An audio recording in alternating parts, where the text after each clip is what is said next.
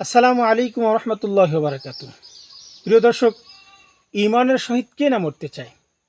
ছোট বড়, নেককার বদকার সকলেই, যে জীবনে এক ওয়াক্ত নামাজও পড়েনি সেও কিন্তু ইমানের সহিত মৃত্যুবরণ করতে চায়।